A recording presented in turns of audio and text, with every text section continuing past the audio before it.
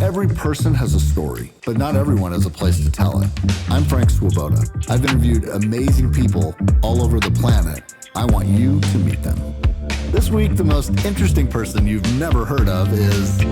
So, my name is Eckart Preu. I am the most interesting person you have never heard of, which is, of course, very disappointing to me. It's because I wave my arms for a living, and I'm getting paid for it too. Well, first of all, thank you for being here. Absolutely. Thank you for, taking the time in your travels all literally around at least the country, but the world, to stop in here. We've kind of known each other a long time. It seems like longer than, right? I mean, you conducted the Spokane Symphony for a while. How many years was that? 15 years.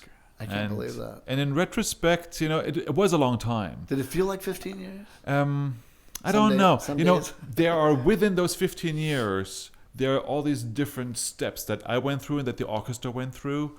And so there was always something new happening. So there was never really, it never felt stagnant. And I think as an artist, being stagnant or feeling that you don't go anywhere is the worst.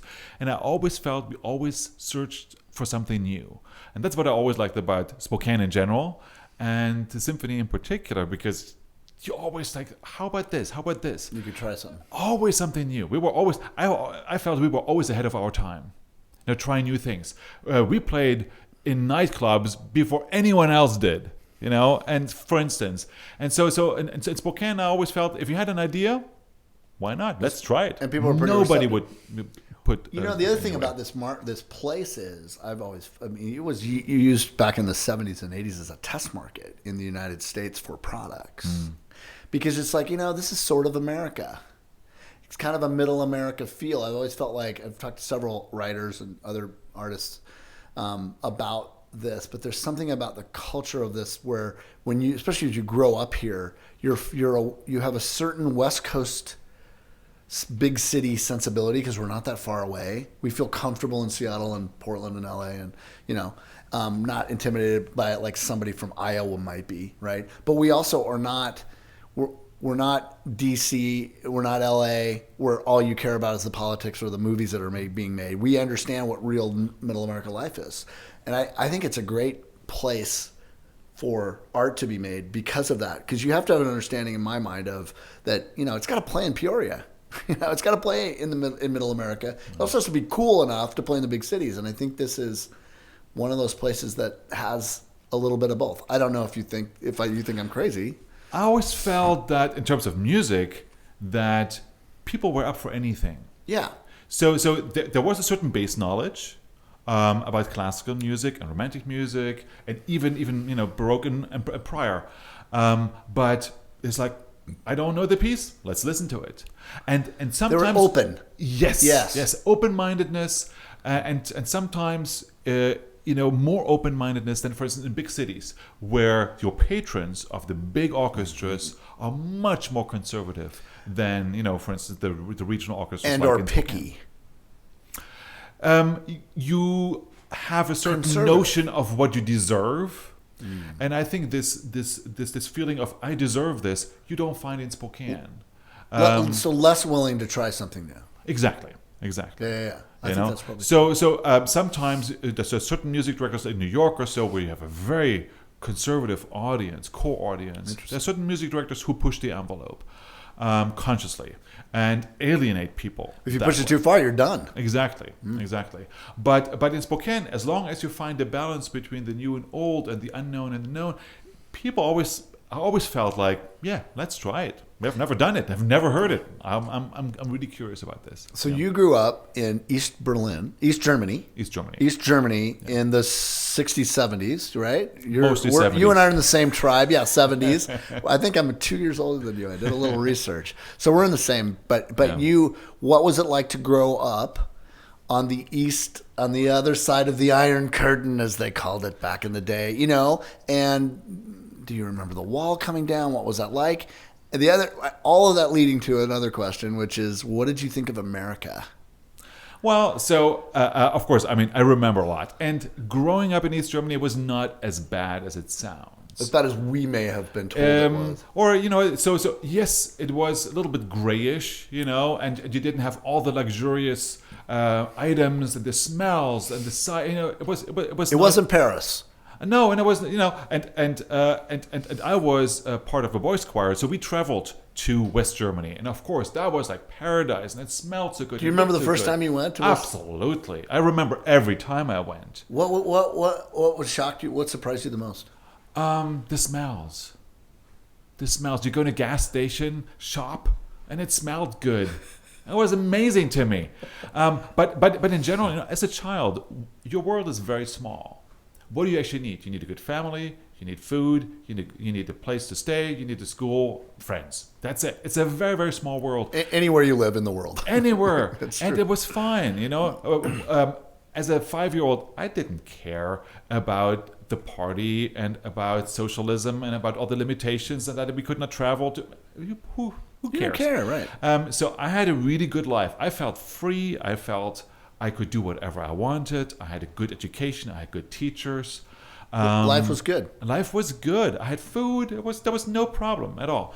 It was not until your teenage years when all of a sudden consciousness kicks in, and then all of a sudden you put yourself into social context, and you're like, okay, what is this society? And then the society asks from you certain things, like you have to conform with the teachings of the Socialist Party. And then, of course, then you start to ask again, it's like, why am I supposed to say this? Why am I getting punished when I don't? Why am I, not allowed to travel? Why can't I watch, and read certain books or watch certain movies or certain TV? So, but that was not until I was like 12, 13. Right. You start to be aware of some things. And then all of a sudden, of course, it flips side. And then I got my teenage years were really hard.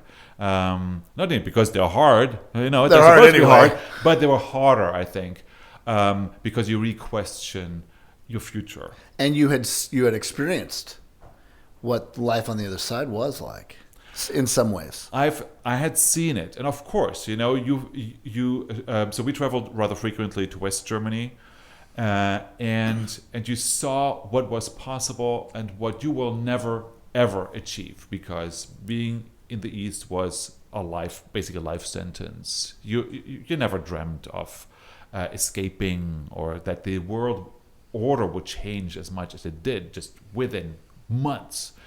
And so you kind of dealt with it, and I think that was kind of my childhood. I dealt with it. The things you got to experience, which are still going on, and I think amazing, the places you've been, the symphonies you've conducted, the artists you've worked with, the places you've been. Did you think, would that have still been possible had that wall not come down? No, probably not. But it is because the wall was up that I chose music. Because of my limited options, and because music was so meaningful. See, music in prison or in closed societies is an escape. Mm-hmm. And for me, music was the perfect escape. It was nonverbal, so you could play really sad music, and it's still beautiful. And it would by the party observers, it would still be considered, oh, that's beautiful music. What are you listening to? And that was really depressing matter. It expressed my hatred of my situation and the despair that I felt myself in.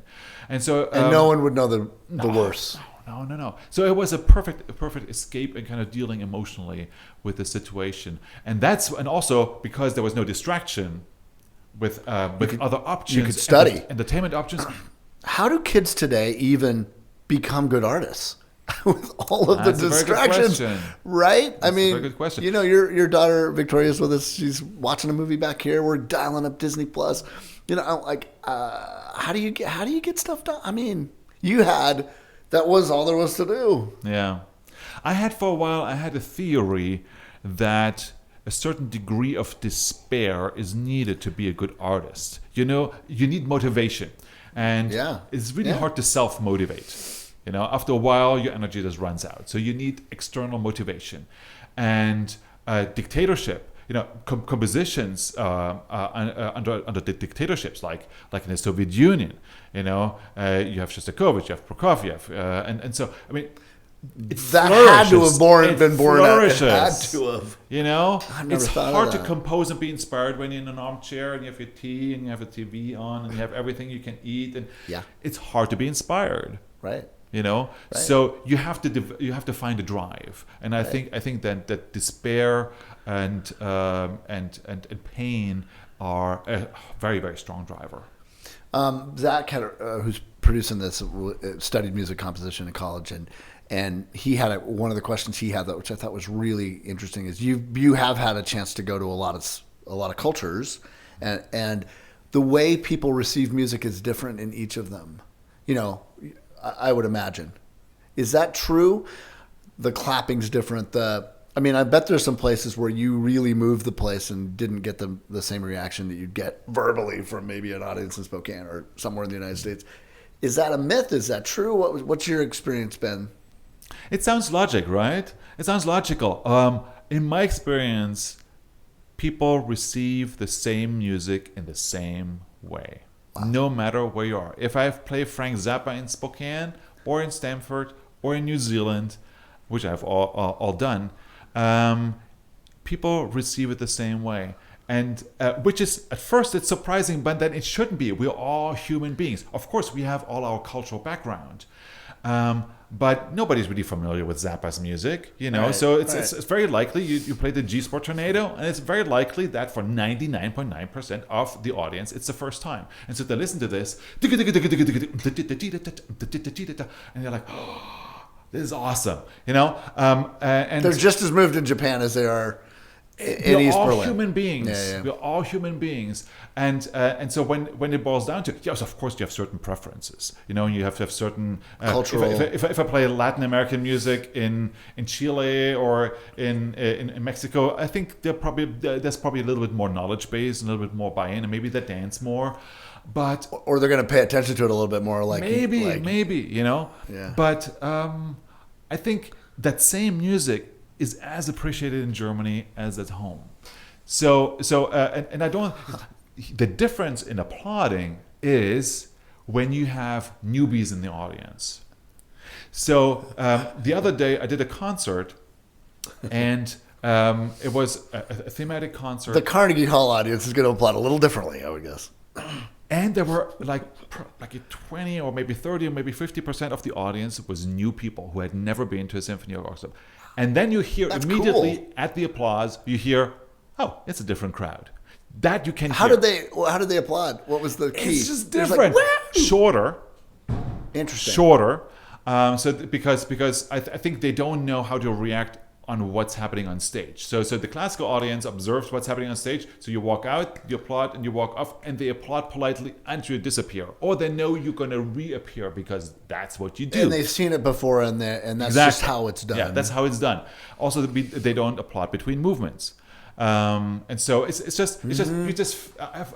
felt it right away, and I was really happy. You know, it makes me very happy when you have new people in the audience. I bet that are being exposed to this Yeah. thing that really has been Yeah. around for over a super long time. And they can be any age. So it was actually here in Spokane after a concert. I met a woman, and she says, "I'm 70 blah blah blah years old, and this is my first symphony concert." And I'm like, "Where have you been all your life?" But good for you to try new things at that age. Right, You know, right. it's amazing. So, quickly list through all the countries you've been to, or as many as you can think of. You know, or at least areas That I've been to, or that you- I've conducted. that you've conducted. I've conducted. Okay. Yeah. Well, so I Or spent time in, you I know. conducted in Germany, Hungary, Czech Republic, Bulgaria. So these are the Eastern. Then in France, in Spain, in Canada, in Chile, in Mexico, and I think I haven't really conducted in Asia too much. And so I was supposed to have a gig in Brazil that fell through because of COVID and stuff. So, but Russia? Did you say? did I conduct in Russia? Or But perform? not a Russian, but not a Russian orchestra. So I performed in Russia, but not a Russian orchestra, and so yeah, it's what is interesting is that concert audiences even look alike. There's a certain type of person Interesting. who comes to concerts. Who comes to there's a symphonic certain concerts. age, they dress a certain way, they have a certain education, and so you kind of feel, and there's always, people I know from Spokane, the same type of people I can find elsewhere. Interesting. Yeah. So you always find people always trying to find the differences, but what I actually notice is the commonalities between the people that music attracts and people that appreciate by nature or by education, that appreciate classical music. So you got started in a boys choir. Yeah. That's where it first started at 10, right? You started singing. What was that experience like? Well, I started like when I was 4 years old. So I took singing lessons when I took 4 years old. So my dad grew up in the ruins of Dresden during World War II. Wow. And he always wanted to become a musician. And for people who don't know, Dresden was one of the most destroyed cities, and one of the, before World War II, and the Americans had done most of the damage from what I know in Dresden. It was a center of art and culture like none other in the world. Right. And I think that it's the senselessness, because there was no military goal to this. Right. That was also never forgiven. Yeah.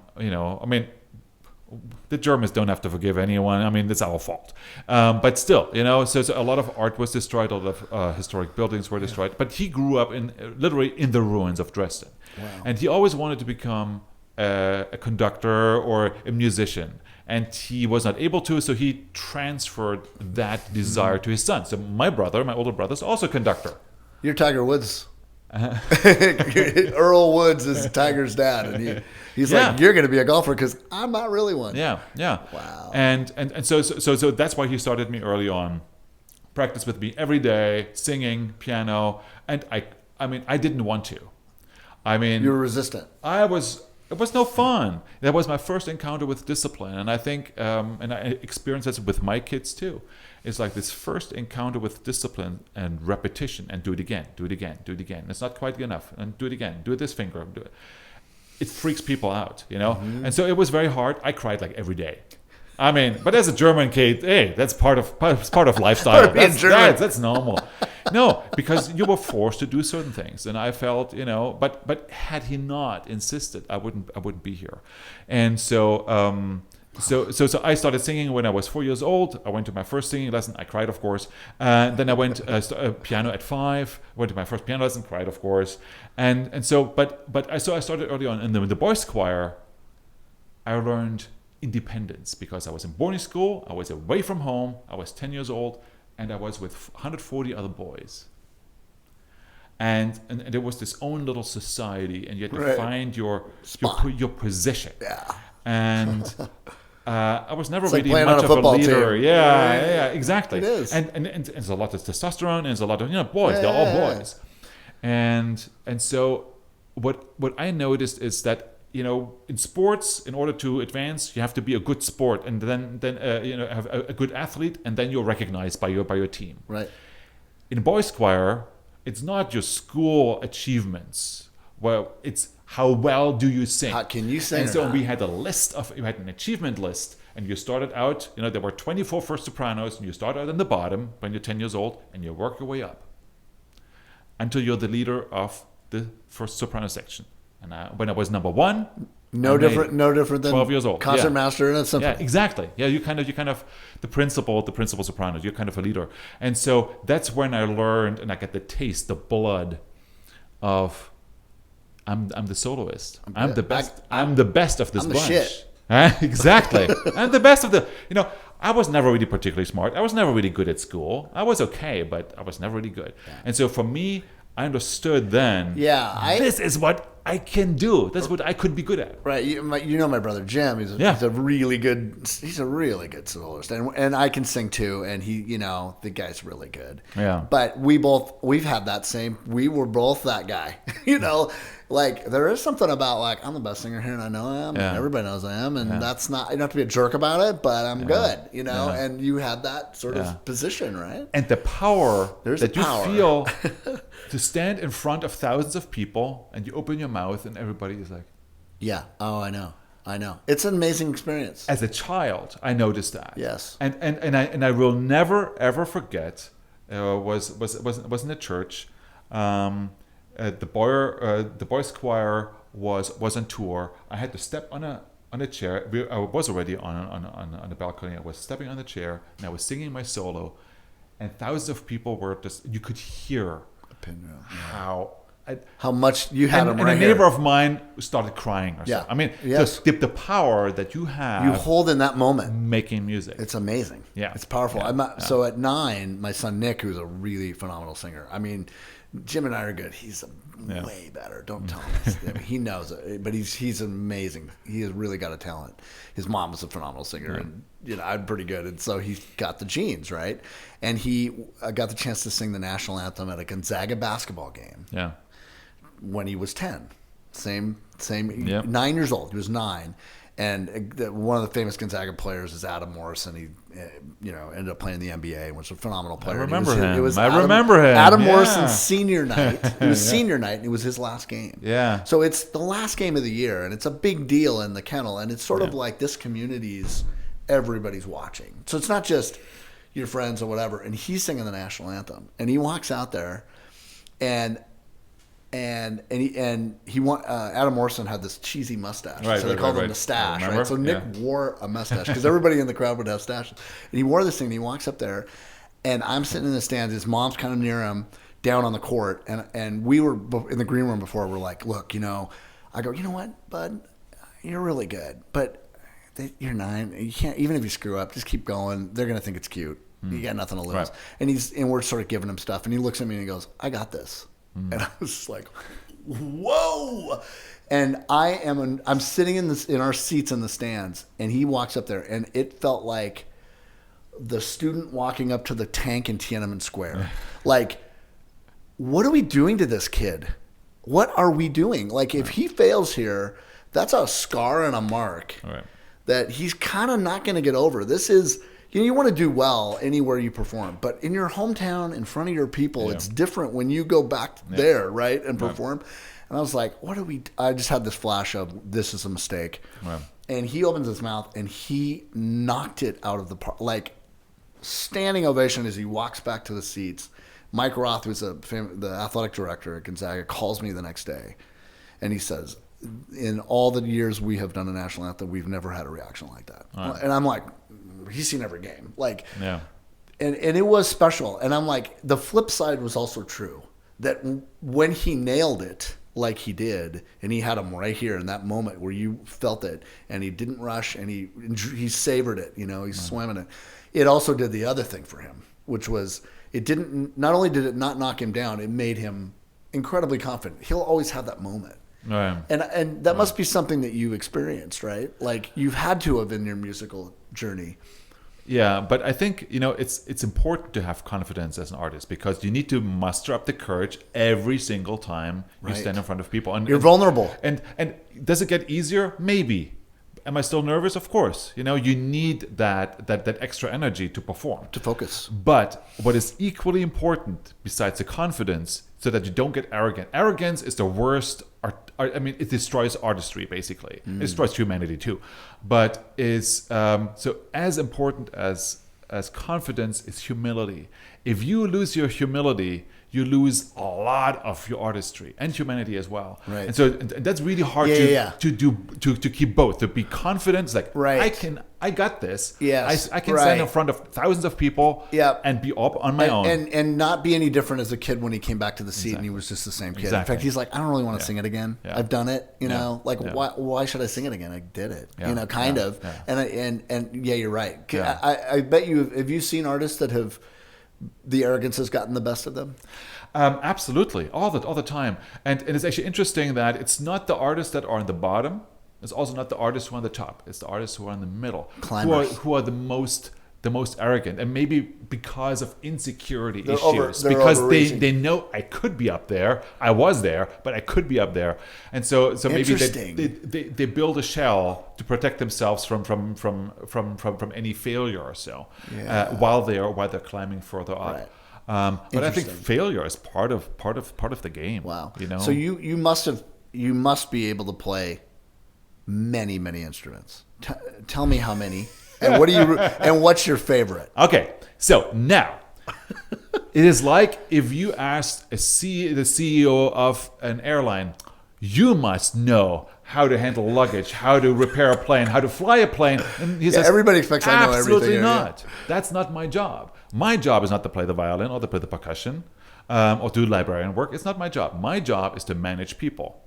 Right. And as a conductor, it's exactly the same. You manage people. The head coach of an NFL football team is a manager of people, really. Right. So it was actually Karajan, Herbert von Karajan, great German conductor. I think he said, it's like there's always someone in my orchestra, no matter how well I play an instrument.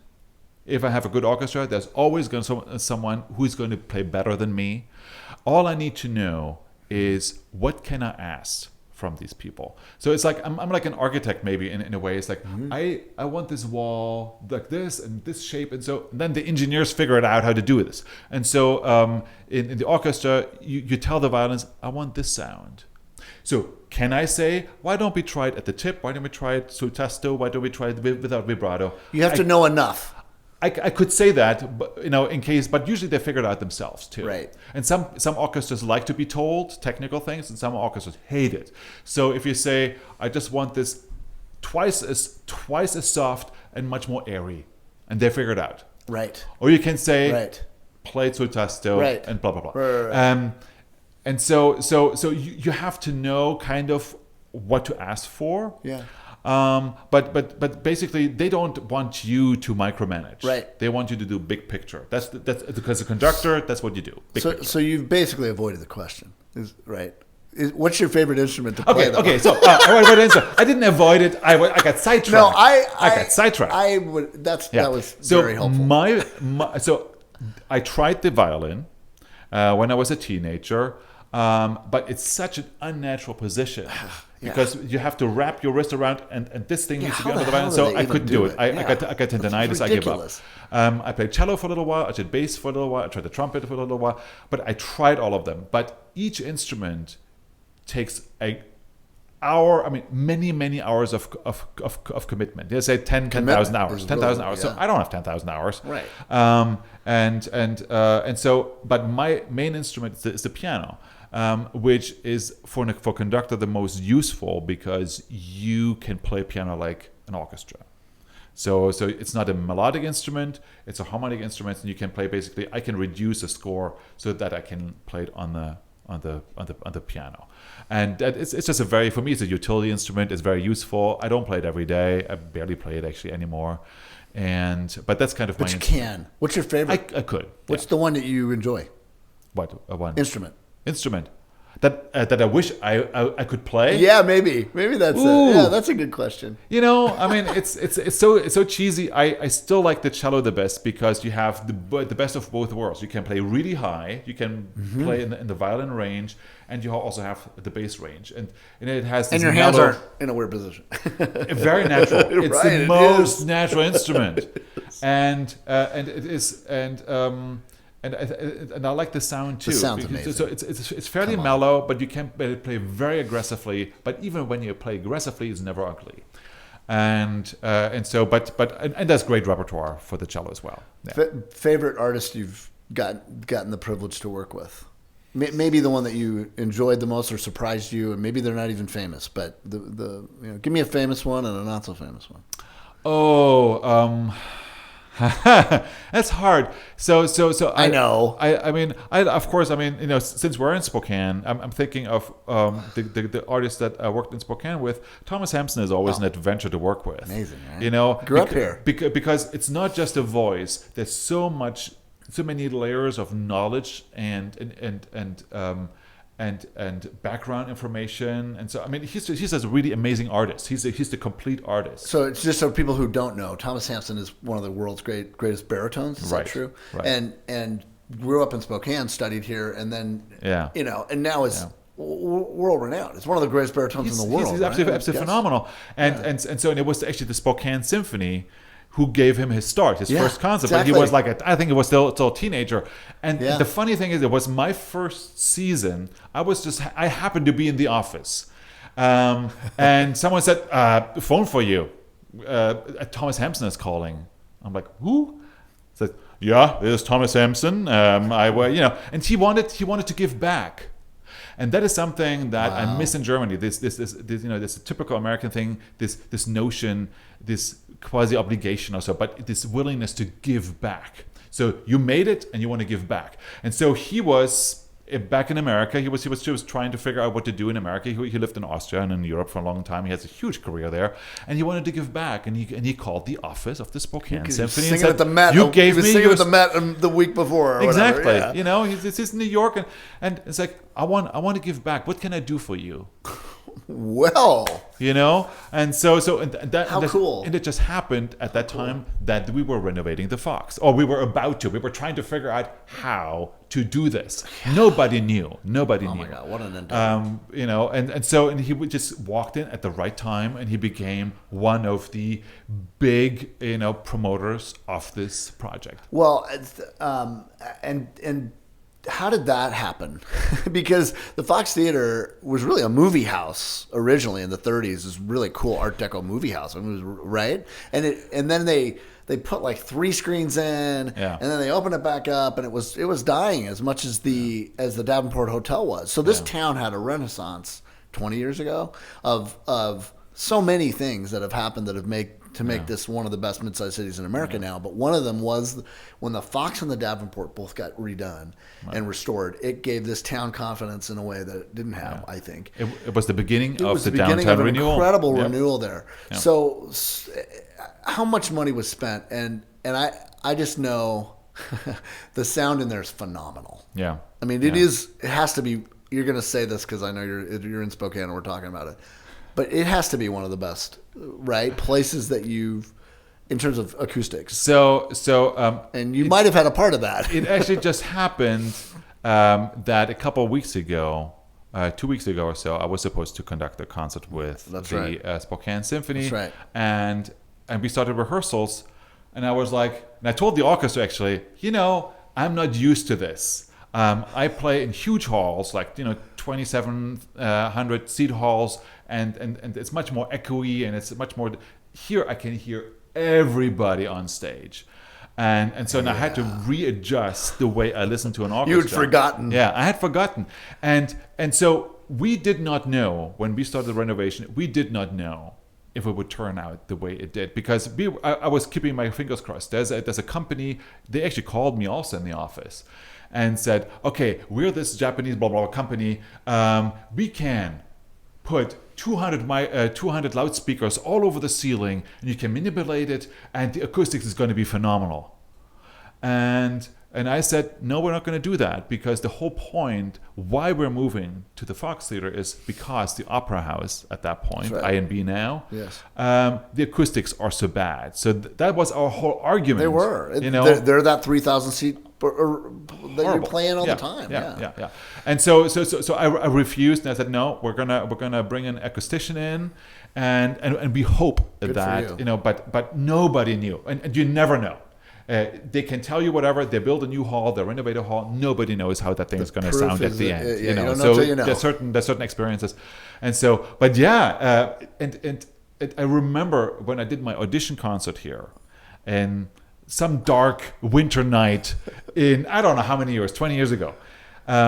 It was John Hancock, who was the executive director of the symphony at the time. He said, "I want to show you something.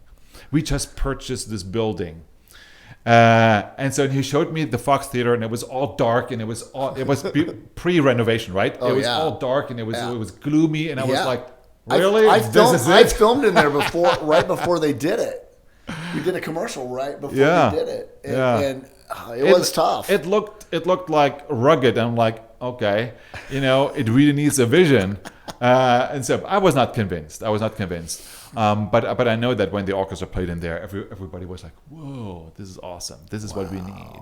Wow. And so, but it took many very, very smart people and dedicated people in Spokane to figure this out. But that's what I always loved about Spokane. The World Fair happened because of a couple people, and the Fox happened because of a couple people.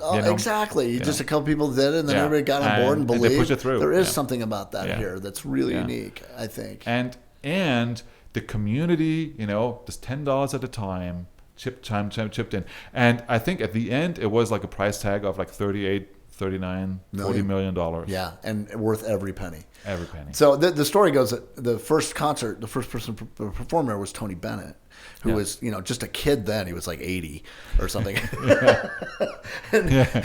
and he the story goes, I wasn't there. You probably were. I was there. Yeah.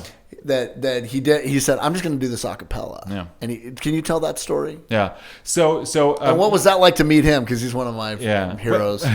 When we do non-classical concerts, pops concerts, so it's always amplified. Because usually the voices that pop singers have are not as big as classical singers. It's a very different way of singing. So it's the orchestra amplified, the singers amplified, and then it's going to be manipulated by the sound desk. And and we wanted a big opener, and we were like, what is the biggest artist we can think of? And Tony Bennett came to mind. He came, did a phenomenal concert, and then towards the end of the show, he said, okay, I'm going to switch off the mic because this place is so amazing. It sounds so amazing. And I'm going to sing something a cappella, so just by myself without any miking. And that's what he did. And everybody was like, whoa. And it sounded good? It sounded great. Unbelievable. What was it like to work with him? I did not work with him, so okay. I think he had his group. Oh, that's right. It was without the orchestra. It was an ensemble. That's right. I saw them. I actually got to see them here. I think when he was 89, he came back for a concert. Yeah. Unbelievable. They just won the Grammy. Yeah. He won 2 Grammys at 89. Yeah. Okay. One with Lady Gaga and one with Best Ensemble. I mean, it was amazing, and my kids got to see it, thankfully. Because now he's kind of done. And it was just such an amazing. And I think it's the music that keeps him alive. Yeah. Well, and I talked about. I think I talked about this on another podcast. I don't know why, but we were talking about dementia, and he doesn't know he has it, and because he still thinks he's Tony Bennett, and when he walks on a stage, he is. Yeah. It is something about music and the brain that I think does that, I mean, so being a performer takes a lot out of you in terms of energy. Yeah. But I think it gives you a purpose, and it gives you a mind, a focus, and that's what I observed, in myself during the pandemic.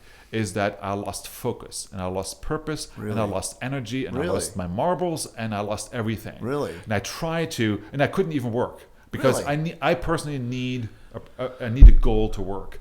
And so I felt like I lost half of my brain, and I lost half. I mean, I don't know. I lost a lot because you were used to perform the next concert, the next project. So you become all fuzzy, Yeah. So it's like your fabric is torn. Now I'm still trying to sew it back together. Sure. And I feel like that music gives a unique focus. In particular, also when you sing, because you need to be a master of your body. I mean, your whole body sings. It's not just the vocal cords. I mean, your whole body sings, and your mind needs to work because you need to remember the words. You need to remember the technique. It's not just you sing. Right. I mean, it's all about technique, of course. Yeah. Especially when you're at that age. Right. And it's a miracle that he can still sing. He sung all his life. What did technique this guy must have? No kidding. Right. And so, but I think it's the music, the performance part that gives you a unique purpose and focus, and I think that's what keeps him going. I think it's amazing. I think it's amazing too. Yeah, it's phenomenal. Yeah. One of the other things that Zach asked that he was really curious about was, as a conductor, it's really your job to interpret the music of whoever composed it. How do you put your mark on it? And is it helpful or more helpful or less helpful to have heard it performed by so many different people, so many different ways? I've sung Beethoven's Ninth maybe 5 times, and it's really different each time, or Carmina Burana, or, and wow, we did that really differently than the last time. There's a lot more latitude, I think, than people think. Yeah. Like, oh, that's just Beethoven's Ninth or whatever. Yeah. But for you, it's not just that. It's it's your, how do you look at it? Is it your imprint on it? It's your angle, So you have to start with the only information you've got is the sheet music. So it's a written down score. And when you look at it, depending on the time period it was composed in, there's more or less information. So there's for clues instance, or not. Bach, there's nothing there.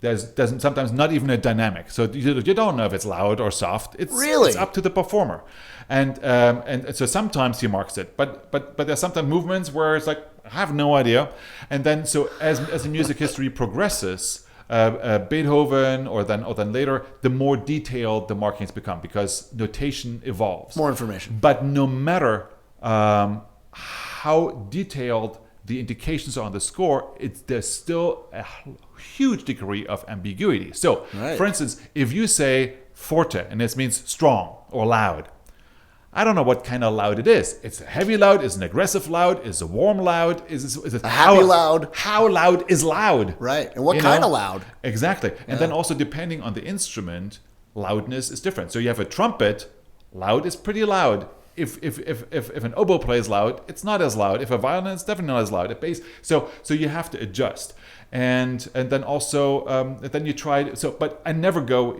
into score study with the intention of making my mark. Mm-hmm. I think that is. That's where the ego that goes comes towards in. arrogance. And the it's ego. like the world has been waiting for my interpretation. Here I am. No. So as a conductor, your interpretation is based upon your understanding of what the composer wanted. So I'm trying to find out what did the composer hear. What did he want to hear? Exactly. Oh, that's exactly. cool. And how do I make this reality?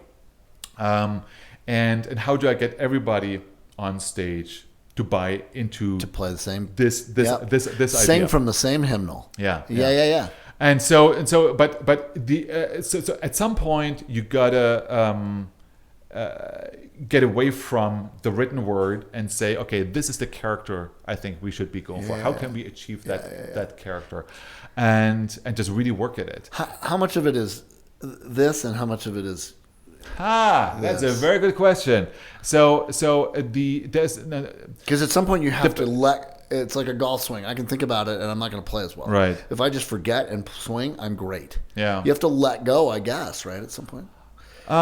So even famous artists, like where you think, like Luciano Pavarotti, one of the greatest tenors who ever lived. When he was asked, so how much percentage is when you sing is you think about technique and how much is just emotion? It was like 60 technique or 70% technique and only a very low percent emotion. Really?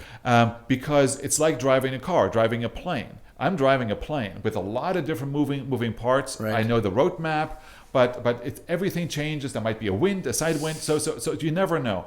So as a conductor, yes, you have to convey emotion and energy, but at the end, you cannot be carried away because you're the one keeping that thing afloat. Exactly. You got a job to do. Let's do a deep dive with the plane. You need a really good orchestra to do that. Right. But basically, you have to be always in control, and you always have to. So you can let them go a certain way, but you got to rein them back when they've gone too far. Right. I mean, it's like driving a car. You know where you're coming from. You know where you are, but you also need to know where you're going next. So that if you build a phrase or if you have a movement like a movement of a symphony, for instance, that is 20 minutes long, that you know where within the movement am I and how do I get to the climax and how do I get away from that climax to the next wherever I need to go. Right. And so that must be so you're always fun. three-dimensional. It must be so fun. Yeah. You're always in this time dimension. Gathering information is like, okay, I'm here. Maybe I need to speed up a little bit in order to get over this hump. Is that the thing that is the most fun of it? Oh yeah, has to be. Oh yeah. It's just like unexplainable. And the fun is how you can convey all that stuff without saying a single word. Right.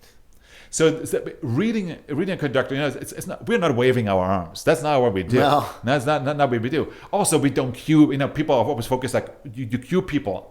People can count. They don't need me to cue. No. Unless they have like 100. I need more or less. Yeah. So you kind of you're like at a sound desk. Exactly. It's like less trombones, fader more bars. violins, The fader more bars. legato. But there's certain. It's the art of suggestion. Yeah. It's the art of suggestion, because also. It's not like you're making beautiful gestures. We're not ballet dancers. Right. No. They dance to the music. Right. So first is the music and then the dance. We on the other end. So we produce the music with our gestures. Correct. So which is a very different approach. A very different experience than dancing to music. Right. I have directed a lot of videos, films, all kinds of stuff, and been on a set with 50 people, 80 people, and I've always thought it's like that. Like, I know where this is going. I know I can see it done before it's. I can see it done. I have a script. I can see it done. I know how it looks. I get to make all the choices that are there, but I can see it finished before then. And my career, there was a point, I don't know, I was maybe 10 years into it. I've been doing this 35 now. So where I would control everything. Man. Like, no, that has to happen here. That happens here. Yep. And I remember being on a shoot, and we had this really cool project, and it was raining. And it was pouring. We were in Seattle, and then we had to shoot this thing for some reason in Seattle. And I'm like, we should be in California. Why are we doing this? Like, it's surfers, and we had to fake it, And at one point, I just went, you know what? I'm just gonna let.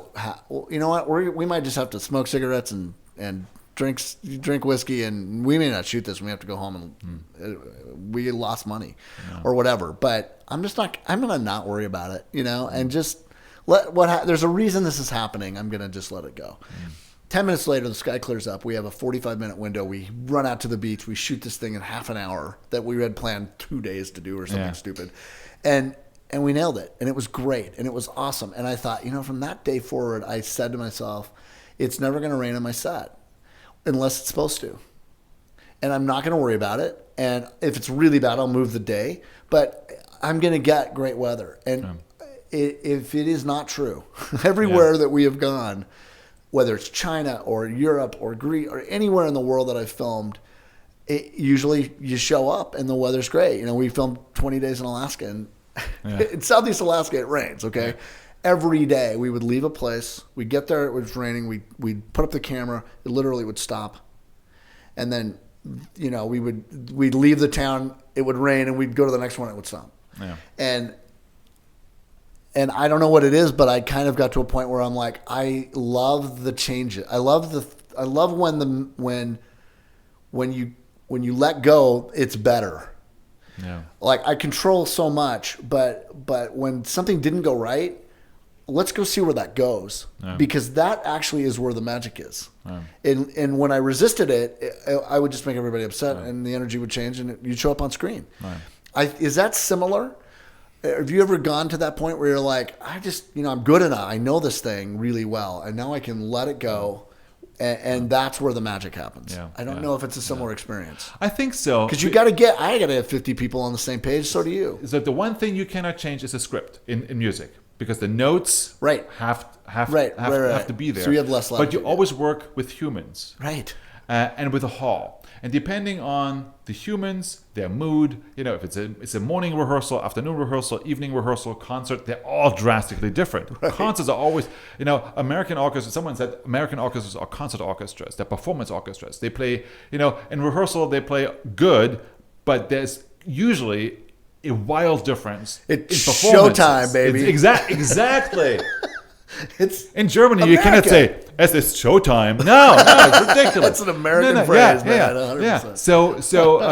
So, and you have to adjust to that, which means that your adrenaline is different, and then all of a sudden the tempos get faster, people get more agitated, they play louder, and so you have to always then there's the audience which will dampen the acoustics and the sound, and so you have to always play with all these things. So I tend to micromanage too.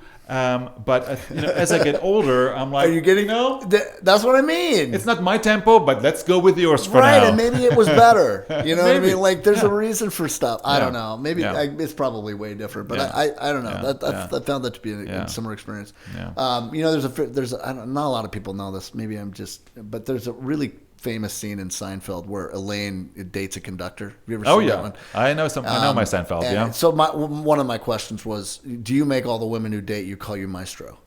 Okay, so that is actually, I love Seinfeld. Okay, that he's making fun of conductors like that is very hurtful. That's a great question. It's very hurtful. I'm very proud of myself.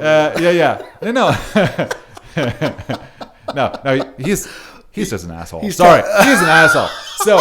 And it puts my entire profession... You're standing up for your people. My entire profession in a bad light. Actually, I am... So in Germany, we are not called maestros, right? So we call Mr. blah, blah, blah. And so for years, I've been advocating for this. Don't call me maestro. Call me Eckart. Right. You know? always have. I know. and- I almost didn't want to ask you this because I thought you'd yeah, get no, pissed. no. But that's what makes a good podcast. though. Because of course, I understand the importance of a conductor, but being called the master Yeah, come on. by everyone in the orchestra, it's like, master. But there may I are ask you a some that question? some that have. But it's such a cliche. Yeah, the yeah, maestro it's a cliche. is such a cliche. These times are so over. They have been over for over 50 years or Really? longer. Yeah. Okay. So they died, and the last maestro Yeah. was probably Karajan or Bernstein. That generation. Yeah.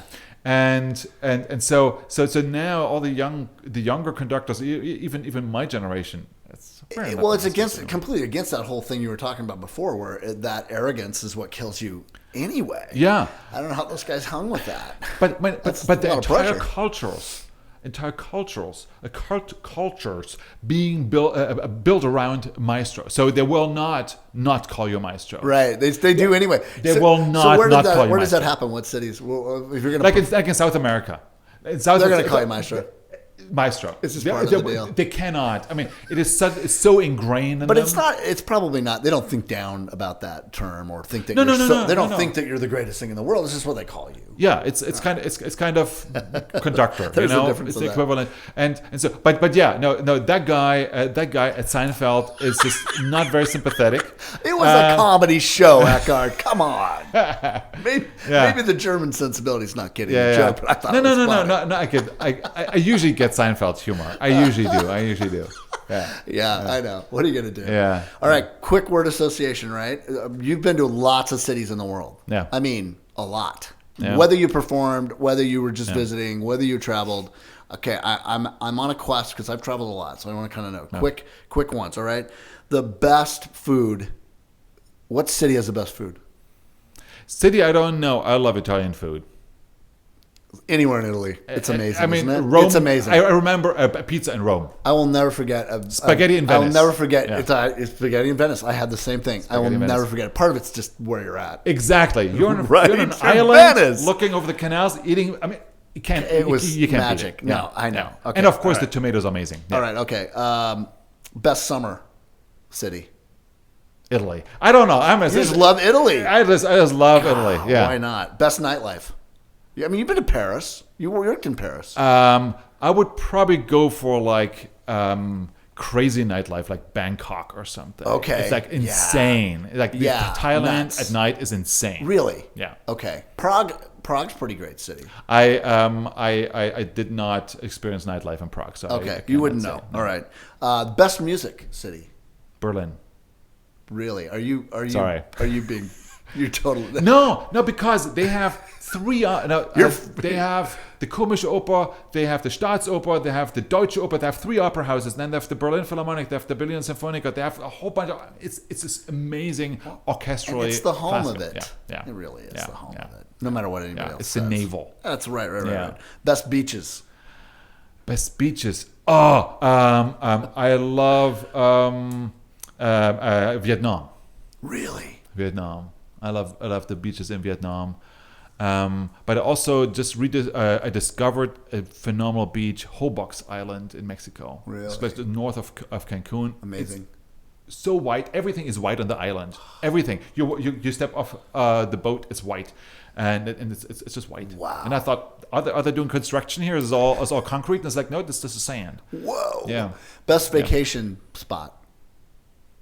If you're gonna take your family, surprisingly, get away. Where I have been or where I want to go. Well, both. So I want to go to Cambodia. I want to go to Jordan. Yeah. We just our last podcast guest, one of our previous one was from Jordan. And Yeah. she runs Feast World Kitchen here in town. Yeah. And she's Jordanian and amazing. Yeah. Israel. I'm going to Israel. Actually, I conduct in Israel too. I forgot to mention that. So I find Israel an absolutely amazing country. I mean, it's like, when you're in Jerusalem, you're at the cradle of Christianity, and everything is like at least 2,000 years old. Right. and you're cool. like, this is amazing. Yeah, my daughter may have the chance to study. She's at University of Washington. Yeah. She may have the chance to study abroad. Yeah. And she basically you can go anywhere in the world. Yeah. And I'm like, okay, where have you narrowed it down? And she said, I think it's 2 places, Barcelona and Jerusalem. Oh, yeah. What would you pick? Jerusalem. Yeah. I mean, what would you pick for your daughter? Is she safe? I think so. I think so too. I think so. I think so too. You know, I mean, it's the, you know, I mean, but I used to live in New York, so I'm used Not to that I get to the, choose. the collision of cultures. You Right. know, Yeah. where one Oh. church is inhibited inhabited by like 3 different religions, and they're kind of all competing with each other. And you have a muezzin, and then you look at the cross, and you have, I don't know, the Greek Orthodox at the same time, and It's just amazing. it's just amazing. Yeah. Yeah. I think if you really look at, you know, what is humanity about, and all the problems, of course, that arise from that, it's right all there. It is. You know, it's a amazing. microcosm of all the exactly. trouble and all the great, Yeah. the good and the bad. Of Either the that whole or thing. New York. Yeah. Oh, New York. No kidding. It's unbelievable. Yeah. I always blown away when I walked in New York that all of these people from all over the world are coexisting right now. Yeah. Walking right by you. Yeah. And we're kind of, you know, we're okay. We're here. This very moment, everything's fine. You know, there's a power to something very powerful about that. Yeah. The most romantic city. Venice. Yeah. Okay. Venice. I was thinking Good. Paris, but I lived in Paris, and I think it's tainted. But I think Venice is probably one of those where I think. Is. Yeah. It You know, is for me as a phenomenal. German, holding hands is tough, but Yeah, in Venice, right. I could probably You do could it. probably do it at San Marco Square there with all those tuxedos and the little cafes. Yeah, I I like know. actually the little islands. So going away from the big island, and you can cross over all these little bridges, or you take one of the water taxis and you go to the Yes, other islands right. where there's basically no tourist. Okay, yeah. And there's actually the cemetery island is phenomenal. Really? That's Stravinsky is buried there. Is that right? And Diaghilev and Ezra Pond. And so it's an island. It's just a big, basically cemetery, and it's amazing. It's so silent, and it's so Wow. Yeah. I got to go to Greece and yeah. went, you know, I only had 5 days. My wife and I were like, we finished a long 10-day shoot in Europe, and I'm like, I'm just going to go there and camp, you know. Where should we go? And some really good friends who travel a lot said, go to the closest island, because you don't want to be traveling so much that, but you can spend half your time traveling. Just go. So we went to this little island called Agistri, which is not far from Piraeus, and you know, right there. And we got there, and we were the only Americans on the entire island. Yeah. And it's where the rest of the Grecians go to vacation. Yeah. And it was the best. They were so great to us, and Yeah. we enjoyed every minute, and there wasn't too touristy. No. And, you know, that's the kind of stuff I think that, you know, matters the most. Yeah. Is that you get the time to do kind of that. Yeah. So what's next for you? We talked about purpose and the meltdown during COVID and all of that stuff. Did something come out of that? I always say a lot of people, when COVID hit, I felt like the world hit a giant reset button. Right. And you get kind of permission to reinvent, and a lot of people have, you know, or reaffirm what you're doing. I'm like, I love what I do even more. Yeah. But what is it for you now? Is it, you know? Well, I mean, the orchestra world is not big on reinvention. You know, I mean, we're big, colossal organizations with, like, you know, the orchestra is like 80 employees right there, and then you have a staff, and you have a board, and you have your donors. Because right now you are the conductor of what? Just so we know. Of the Long Beach Symphony In California. in California, of the Portland Symphony in Maine, and of the Cincinnati Chamber Orchestra. Wow, Cincinnati's not a small town now. No. But what I find is, you know, a newfound appreciation for live music, for live performance, because I did record throughout the pandemic without an audience, and it was no fun. You know. So it reaffirmed your love for that. Yes, live that we need people, and I need people to connect to. Yeah. Because when you stand on the podium, on stage, you do feel, you know, if there's an audience and how the audience reacts. So that there's a circulation of energy that goes from the orchestra, from the stage to the audience and back. And when I turn around and see the audience, it's just something very special. And you walk out, and one of the moments that I love the most and fear the most is when I'm backstage and I walk out, and then the atmosphere that is already in the hall. Yeah. And in particular in Spokane, when everybody is so close. Yeah. And I noticed that The murmur when before. at the Beethoven 9, you walk out and you feel like it's a full house. And you can feel the energy in your face. Yeah. And then you have everybody on stage, yeah. 100 people on stage, 1,000, 2,000 Well, people you feel there. you feel it Amazing. as somebody singing. Yeah. In the that is exactly it. I talked to a couple of people who work with me about you, and they were excited that you were coming, and they're like, he just made everything fun. He's the first person that was here as a conductor that I felt like I could relate to, and was fun, and wasn't the stodgy old maestro. Yeah. Is that? I mean, you are. Do you find that you hear that a lot? Or you find yourself unique? I used to be a lot more fun, apparently, and no, I used to be younger you got too. passion, man. No. I mean, I think it is important, and that was not necessarily my invention. So when I applied for the job, when I looked at the job description, there was one little comment there, like what a conductor needs, what a music director is expected to do. Be a leader, know his music, conduct well, blah blah blah, and then also have humor to lighten the load. That was on the job description, kind of, in Spokane, or the expectations in Spokane. Wow. And I know who wrote that in there. I mean, there's only one person who would do that. But it kind of made me think about, okay, what is actually my role here? Yeah. Because I am paid to criticize people. That's right. all I do all day long. Right. Is I'm standing in front of people That's and say, right. no, this is out of tune. This is too loud. You do this shorter. Why don't we do this? Watch me. It's not together. And so by design of it, that's, I think, That why changed your outlook. Why there were so many dictators, because it is the job. It is. You got to herd cats, man. Yeah. But understanding that these are all human beings who want to play well. And these are audiences who pay to come and who want to have a good time. It's like, how can I facilitate this? Yeah. And so having, providing a certain humor, how dry it might be, but you're funny. Humor has also changed in the last years, as you know. Yeah. Humor has become much more tricky to do. It is. So I used to do off the cuff things all the time. There's stuff you can't say now, pal. Off the cuff things are Dangerous. tricky. You have just to be, a little bit more into, you have to think about what you're saying. Think before you say it. Because some of the offhand comments that might be funny to you might not be funny for everybody. Yeah. And now I don't the think that's a sensibilities bad are thing. heightened. I don't think No. I think it's a good thing. No, it's not a bad thing at all.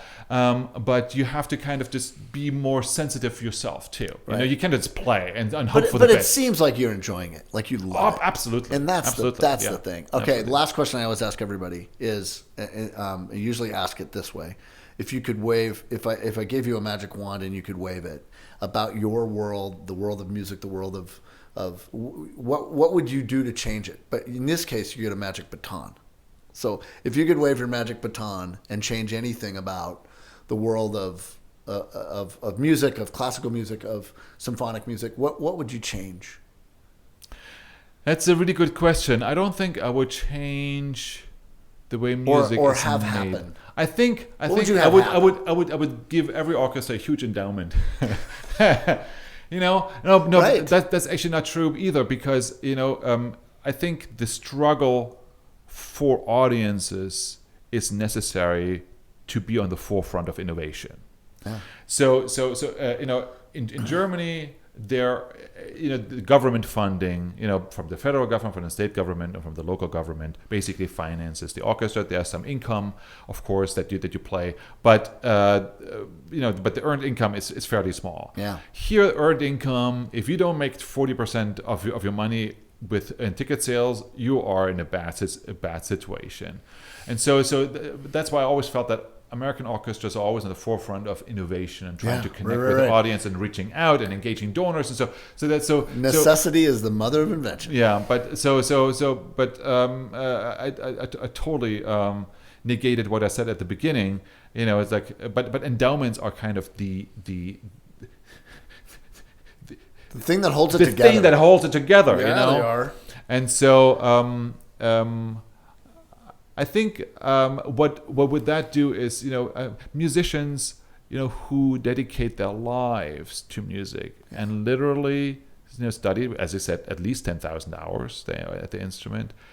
The salaries are so low. They're so underpaid, in particular regional orchestras. Yeah. And even in freelance orchestras like my orchestra in Portland and in Long Beach, they play with, like in Long Beach, they play in other Californian orchestras, they play in Hollywood at the studios, right? And they it's teach, not their only gig, and their life is a puzzle, and so they have like 5 different jobs in order to make ends meet.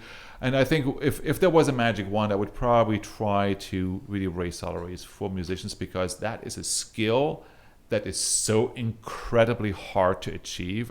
Anybody who has ever touched any instrument knows how hard it is to make a decent sound on an oboe. Just a decent sound on an oboe is like the hardest thing in the world. Or a trumpet. It's to sing so hard. To sing on these instruments, it's so hard. And I think that but musicians have always been servants and have it's they do it because they love it, for sure. Yeah, there's a vocation. Yeah. So but I think they deserve it. It is a super hard, very intellectual, physically very. They're athletes, of course. Really, world class. Because it's physically so demanding. If you see the violins do this repetitive motion for 2 hours straight, my arm just hurts just looking at that. And so it's really physically demanding job, and it's mentally incredibly demanding job. Not even to talk about the skill of just producing a note and then watching a conductor and listening to your colleagues and dealing with the stressful situation playing in front of 2,000 people. So, but I think they're definitely underpaid. And I think if I had a wand, I would probably say, why don't you double everybody's salary, and then I don't know if that's a good thing. I don't know. Maybe they're all going to be complacent. I have no idea. But I think I think you would probably live up to the salary that you're receiving. I think you would. At least that would be my hope, and they would then not having to have 5 jobs, but 1 job, and really focus on that one. And their craft would be better. Yeah. Where do you go next? Are you going to get to perform live? Oh yeah. I've been performing, and I did the concert this past weekend and the weekend before with a different program, and then next weekend I'm going to Portland. I'm going to do Bartok Concerto for Orchestra, and so it's amazing. I've been actually I feel like what a cool job, because you're a part of so many different communities. Yes. That must be really cool. And it never gets old, because I'm East Coast one week, West Coast the other week, and then I'm in the middle of the country. Which one do you like better? I know you have to say all I can't tell that. I tried. It's just they're different. They're very different. Yeah, Maine is fantastic. And by the way, and I love Maine. Since there is some similarity between Maine and Spokane here and there, right? I found that to be the case. That is very true. When I was there, it is very true in terms of the way the community works, the community thinks about themselves. And there's just there is not there's a lack of pretension. Yes, that I think is really beautiful and artistically interested, and a little indie vibe going on there. A little dangerous, but they have a highly professional orchestra, just like we do here as well. And so one last thing I didn't ask, but I really think is cool. You get the chance to do a program with the Spokane tribes here. Can you talk about that, and why? How did that happen and come about, and why was that your idea? What made that happen? I just think that's super cool. You know what I mean? I don't know if you even recall it, or if it... Yeah, we were the first orchestra ever to play on an Indian reservation. And I find that amazing and sad. But since then, really a lot has changed. So this was when? This was actually in my first year here in 2005. Wow. 2004 and 5 was my first year. So that's I think so it was cool 2005. That you did that. That's one of the things about you that's like, who is this guy? It's great. And it's like colliding. It's like it could have been a collision of cultures, but I always found it as more as being a mediator of culture. Using music as communication. So since talking together and about politics and about history is so hard. Let's just make music together. Let's just clear the waters and let's just music together. Music being a catalyst, and the symphony being a catalyst of getting people together. And I remember being on the reservation for the first time, and the elders sitting there, and then the dance. And we all danced together at the end, and it was just on so many levels. It was just, yes, we are one community. There's a chance of this community being together, and we tried to sustain that for many years. I think it could have been more. I don't know. And they actually came to the Fox as well. We did the concert there at the Fox. I wish it would have spread more into the wider community here. It was still and of course there was a lot of caution on their side, sharing their culture. Allowing us to take their songs to dub for orchestra. That's a big ask. It is a big ask, and we had the support of the elders there, and they were forging forward, and at their speed also. They operate and they think and they act very differently. Absolutely, than we do, it's a different pace. It's a different. It was one of the most amazing experiences, actually. Most meaningful, like memorable. Because, and then also, I will never forget at that first concert, the little kids sang Frère Jacques, but on a text in Salish, and that was one of the first generations their to language. actually relearn Salish from whoever was left to teach. Right. And it was so a dying language. Exactly. It has been resurrected. This community is really strong about that. I think that's very cool. Well, maybe you can keep it going somewhere else that you're at and visiting. Thank you for your time. Thank you. It's great to see you. Thank you for asking. I hope you come back again. I will. You're going to be back in Spokane. Oh yeah. Are you coming back for another concert at some point? You don't know yet? Yes, I will be probably in 2023. Yeah. Wow. All right, come back. Yeah. We'll have a good time. I love Spokane. Yeah. Thanks, man. Okay, thank you. MIP Podcast was filmed at the studio of Corner Booth Media. Please sure to like, subscribe, and follow us on social media. You can also listen to us on Spotify, Apple Music, and anywhere podcasts can be found.